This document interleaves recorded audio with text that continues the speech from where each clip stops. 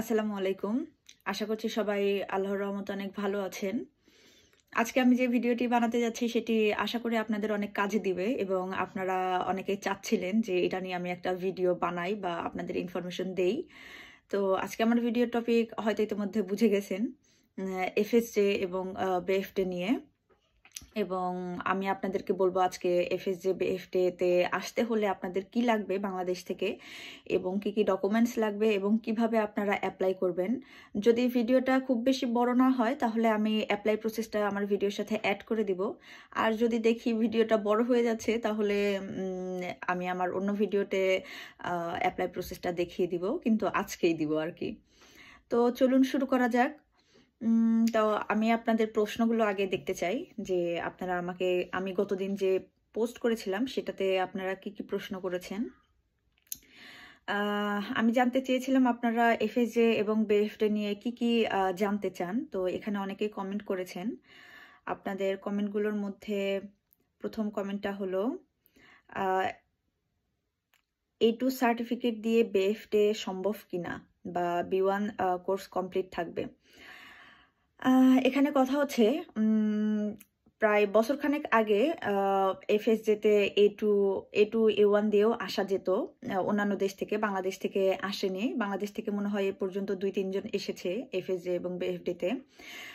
বর্তমানে হচ্ছে এফএসজে এবং বিএফডিতে আপনার আসতে হলে আপনার ল্যাঙ্গুয়েজ সার্টিফিকেট লাগবে B1 এর, এবং বেশিরভাগই B1 চায়, আবার অনেকেই A2ও চায়। কিন্তু বাংলাদেশ থেকে বেশিরভাগ স্টুডেন্টই হচ্ছে B1 কমপ্লিট করে অবশ্যই এফএসজে এবং বিএফডিতে অ্যাপ্লাই করে না, তারা হাউস বিল্ডিংয়ে অ্যাপ্লাই করে। তো আপনাদের অবশ্যই খেয়াল রাখতে হবে যে আপনি A2 দিয়ে যে বিএফডে বা এফএসজে পাবেন, ব্যাপারটা আসলে এরকম না। আপনারা আপনাদের ভাষা কন্টিনিউ রাখবেন, B1 শিখবেন এবং আপনারা অ্যাপ্লাই শুরু করবেন। আশা করি এটা কাজে দিবে। এরপর আপনাদের আরো একটি প্রশ্ন যে এফএসজে বিএফডিতে যেতে হলে কি সার্টিফিকেট লাগে? হ্যাঁ, অবশ্যই এফএসজে বিএফডিতে আসতে হলে আপনার একাডেমিক সার্টিফিকেট তো লাগবে। আপনি এসএসসি কমপ্লিট করেও আসতে পারবেন, এইচএসসি কমপ্লিট করেও আসতে পারবেন, ডিপ্লোমা কমপ্লিট করেও আসতে পারবেন। এবং এফএসজের একটা বয়স সীমা আছে যেটা হচ্ছে 27 বছর বয়স পর্যন্ত। আপনি 27 বছর বয়স পর্যন্ত আপনি এফএসজেতে আসতে পারবেন। এবং বিএফডে এটার কোনো বয়স লিমিট নেই। তবে অবশ্যই দুইটার জন্য আপনাকে 18+ হইতে হবে। আপনি শুধু এসএসসি কমপ্লিট করছেন 16 বছর বয়সে আপনি আসতে পারবেন এরকম না, আপনাকে 18+ হইতে হবে, তাহলেই আপনি আসতে পারবেন। এরপর হচ্ছে এক্সট্রা কি স্কিল থাকলে অ্যাকসেপ্টেন্স চান্স বেশি থাকবে এই বিষয়ে। সত্যি বলতে এক্সট্রা স্কিল বলতে আপনারা কি বুঝান? এখানে এফএসজে বিএফডে মূলত এগুলো হচ্ছে আপনার ভলান্টিয়ার। তো ভলান্টিয়ার সাধারণত কোনো অফিস সহায়ক বা অফিস রিলেটেড না, এগুলো হচ্ছে আপনার হসপিটাল রিলেটেড এবং কিন্ডারগার্টেন রিলেটেড, তাই না? তো এখানে অবশ্যই হ্যাঁ, আপনার স্কিল থাকলে হয়তো এগুলো প্লাস পয়েন্ট হবে। ধরেন আপনি কোনো নার্সিংয়ে কোর্স করছেন 6 মাসের বা 1 বছরের, বা কোনো জায়গায় কোনো রেড ক্রিসেন্ট বা বাংলাদেশের কোনো ভলান্টিয়ারের সাথে যোগ ছিলেন, সেটার আপনার একটা সার্টিফিকেট আছে, এটাও একটা ভালো প্লাস পয়েন্ট হইতে পারে। তাহলে তাদের একটা গুড ইমপ্রেশন তৈরি হবে যে আপনি এর আগেও ভলান্টিয়ার হিসেবে কাজ করেছেন, আপনার অভিজ্ঞতা রয়েছে। এরপর হচ্ছে আরো একটি প্রশ্ন যে এজেন্সি আছে নাকি যারা এসব নিয়ে কাজ করে বা পেমেন্ট নিয়ে তারা কাজ করে আর কি। সত্যি বলতে আপনি যখন বিদেশে আসবেন, আপনি যখন বিদেশে পড়বেন, অবশ্যই আপনার এইটুকু যোগ্যতা আছে আপনি নিজে নিজে অ্যাপ্লাই করার, তাই না?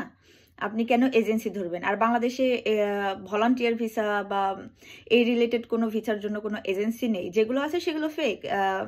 কারণ আপনি এটা প্রসেস অনেক ইজি, এখানে আপনার কোনো এজেন্সি লাগতেছে না। আপনি একটু ঘাটাঘাটি করলে, আপনি যেহেতু বিদেশ আসবেন অবশ্যই আপনি অনেক ঘাটাঘাটি করছেন, আশা করি আপনি একা একা পারবেন। আমার কথাটা হয়তো খারাপ লাগতেই পারে, কিন্তু এটাই সত্য।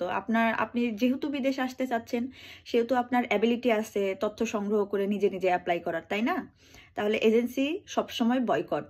এজেন্সির ফাঁক ফোকরে পড়বেন না এবং এজেন্সিকে টাকা দিয়ে মানে নিজের ক্ষতি করবেন না। তো আমি বলবো এজেন্সি অ্যাভয়েড করুন। এরপর হচ্ছে আপনাদের আরো একটি প্রশ্ন যে এফএসজে বিএফডিতে ব্লক মানি লাগে কিনা। এফএসজে বিএফডিতে ব্লক মানি লাগে না সাধারণত, যদি আপনাকে প্রতিষ্ঠান থেকে আপনাকে থাকা খাওয়া এভরিথিং দেওয়া হয় এবং ইন্স্যুরেন্স সাথে পকেট মানি দেওয়া হয়, তাহলে আপনার সেক্ষেত্রে কোনো ব্লক মানি লাগবে না। কিন্তু এখন বর্তমান সময়ে বেশিরভাগ প্রতিষ্ঠানই হচ্ছে অ্যাকোমোডেশন দিতে চাচ্ছে না বা দেয় না। তো সেক্ষেত্রে আপনার হয়তো ব্লক মানি লাগতে পারে, কারণ এম্বাসি দেখবে যে আপনি যে যাবেন একটা দেশে, সেখানে আপনি কোথায় থাকবেন এবং আপনার অ্যাবিলিটি আছে কিনা থাকার। তো এটা যদি আপনি প্রমাণ করতে পারেন তাহলে অবশ্যই আপনার ভিসা হবে। তো সেক্ষেত্রে তখন হয়তো ব্লক মানি লাগবে, খুব বেশি না, যে ব্যাচেলর মাস্টার্সের জন্য যত লাগে তত না, অল্প। এরপর হচ্ছে আপনাকে এফএসজে বিএফডি থেকে কত পকেট মানি দেওয়া হয়। এফএসজে বিএফডির পকেট মানি মিনিমাম 450 ইউরো, এর বেশিও হইতে পারে, আবার কোনো প্রতিষ্ঠান এর থেকে কমও দেয়। এর থেকে কম দেয় আই থিঙ্ক না, কারণ 450 মিনিমাম, এর থেকে বেশিই দেয়। এছাড়াও আপনাদের দেওয়া হবে হেলথ ইন্স্যুরেন্স, এছাড়া এখানে ডয়চল্যান্ড টিকেট, এরপর অ্যাকোমোডেশন, যদিও সবাই এখন দিতে চায় না, তারপরে অ্যাকোমোডেশন ধরে নিন, এরপর খাবার। তো আপনার বাংলাদেশ থেকে আসতে মোটামুটি এফএসজেতে যদি ব্লক মানি না লাগে, তাহলে সেক্ষেত্রে ভিসা ফি, এয়ার ফি, এই দুইটা হইলেই হয়ে যাচ্ছে। আর যদি আপনার যদি ব্লক মানি লাগে, তাহলে হয়তো সেক্ষেত্রে আপনার আরও 5-6 হাজার ইউরো ব্লক করতে হচ্ছে, এরপর এক্সট্রা ভিসা ফি, প্লেন ফি লাগতেছে। তো সেক্ষেত্রে হয়তো তখন বেশি খরচ পড়বে, বাট অ্যাপ্রক্সিমেটলি আপনার অল্প খরচের মধ্যেই হয়ে যায়।